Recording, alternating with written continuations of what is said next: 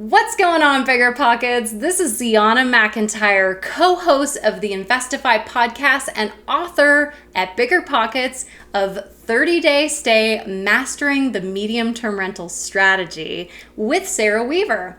Today we're talking about identifying a market for medium-term rentals or MTRs. Today we're going to talk about our market, but to talk about a market, we need to know who are our tenants, where do they want to be based on the tenants that you're getting? And then we're going to talk about what type of property is ideal for a medium-term rental. So just a little quick, who am I? Why am I the person here talking to you about medium-term rentals? Well, I own 12 units across the 3 rental strategies. I do short, medium, and long-term rental, but the big bulk of my portfolio is the medium-term rentals now. And I got really into it since COVID. So first, let's talk about who are these tenants? Who are these travelers coming to a medium-term rental, and how do we serve them based on who they are? Medium-term rentals are nothing new. They've been around. They are what people used to call executive rentals. They were just never popular before COVID, and they've really blown up recently, and people are getting excited about this strategy because it offers so many benefits. We cover many of those benefits in the 101 video, so please go back and check it out. Who are our tenants? Well, first, executives. You do find people still traveling for different jobs, coming in to work in the local office. You're gonna also see a lot of travel nurses. This has gotten really popular since COVID, and there are just so many people in this space needing housing that doesn't exist yet. So let's get out there and make more furnished rentals. You're seeing a lot of digital nomads, so people that work from home but want to be traveling all over the world when they're off work, right? So they stay in these month-to-month rentals all over the place. And then there has been this new kind of phenomenon of people who are either early retired or in that later phase of their life where they're retired, but they don't have a permanent home. They hop around a lot and they're living in Airbnbs full time. So of course we've got students and patients and all these other people, but those are the primary people you're seeing as your tenants. So right away, where do these people need to be? We're going to talk about now where. Where do we want to buy these rentals to serve this population? And the first thing I'm going to say is that you need to be in an urban market. Now, sure, a rural market could work, but your tenant pool is going to be a lot smaller. One rule of thumb that we really love is that we like to get a location that is within 5 miles of 2 hospitals.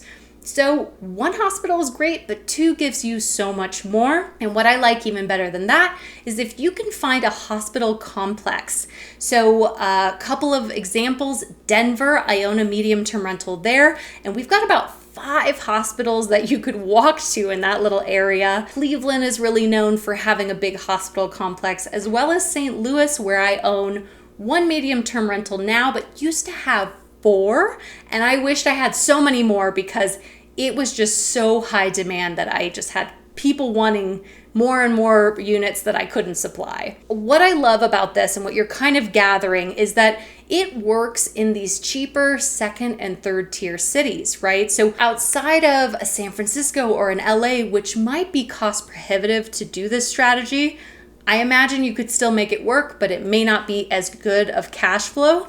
You can be in these Clevelands and St. Louis's and Omahas of the world, and it still really works. Let's jump into type of property. Now, if you're coming from the short-term rental world, it was kind of the bigger, the better. People were talking about 4 bedrooms or more, and because the name of the game was heads and beds, right? You're charging per person and you're trying to get as many people in the door as possible. And why people liked these larger units is because they were hoping to have 2 families that would pay a lot more money because they're splitting it between a lot of people. Well, this is a little bit different. So what I like to see is actually the 1 and 2 bedrooms. These can be single family homes, they can be condos, but my preference is if you can have them all in one building, it'll save you a lot. The best is a quad, but if you have something like a triplex or a duplex, even condos, they work fine, but I love a quad because you're gonna have less maintenance and you can have all of your tenants in the same place. you've got a lot more ease for your cleaners. So definitely look out for that scenario. It can work out really, really well. Here's a couple other tips if you're getting into that type of property and trying to figure out if this is going to be a good one for a medium-term rental. I prefer 2 bathrooms, and the reason for this is because I come from the short-term rental world where somebody was in your home just 3 or 4 days, and if a toilet got clogged and didn't work on a Sunday night, you're in a lot of hot water, right? So you want to have a second toilet as a backup. That is ideal. Obviously, if you have a 1-bedroom apartment, you're probably not going to have 2 bathrooms, but I do like to look for that. Another reason I like that is that sometimes traveling nurses, they will travel together. And if you've got 2 separate bedrooms, 2 separate toilets, it feels more like they're living in an ideal roommate situation, and they're going to be more drawn to that. So just some things to keep in mind when we're talking about preferences of property. Another thing is that I don't prefer basement. So I tell a lot of my clients that are buying specifically for this strategy to try not to get those garden level apartments. Of course, if you have a single family home and you've got a basement apartment underneath, that's fine. Maximize all the spaces that you have to rent. But if you're specifically going out to buy a new property for this strategy, I prefer not to have those because I want the largest tenant pool possible, and I want as little complaints or objections to get in the way of me getting tenants. So I say no basements and try to stay away from loud properties that are near the road if you can. Will those work? Totally. But is it going to be your best long-term play? Maybe not. So I just try to advise on the ideal property. The last thing I'll say is this is my little bit of secret sauce. People will have their objections, and if you do, please put it in the comments because I'm going to read all of them and I'm happy to start a discussion with you. But usually you find that investors hate condos. They hate HOAs and they don't think it's worth paying for. I, on the other hand, love condos, and let me tell you why. My ideal condo situation is one where it's got communal utilities. So that is like a communal boiler where you don't have a furnace or water heater. I also really love when there's shared laundry. So this is contradicting myself a little bit. I was just saying, why have a place that has objections? Sometimes people object to shared laundry, but if they're in a property for a couple of months, they're usually fine with it. The reason I love it is because if you don't have a furnace, a water heater, washer and dryer, there's almost nothing in your apartment that can break. So your maintenance is nearly zero. You've got a stove, you've got a fridge, you've got a dishwasher. It's amazing. So I specifically look for those, and I usually get them at a discount because it's not everyone's favorite condo.